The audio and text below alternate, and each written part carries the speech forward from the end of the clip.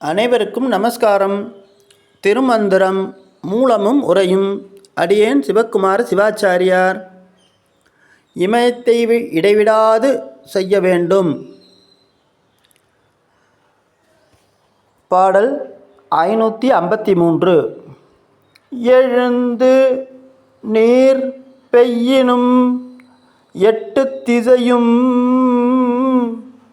செழுந்த நியமங்கள் செய்மின் என்றனல் கொழுந்தன் பவள குளிர்ச்சடையோட எழுந்திய நால்வர்க்கும் அருள் புரிந்தானே.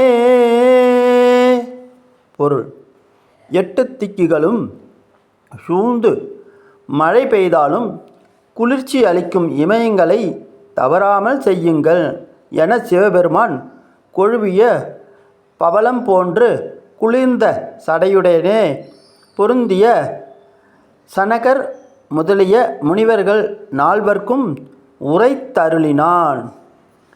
ஓம் நமச்சிவாய. ஓம்.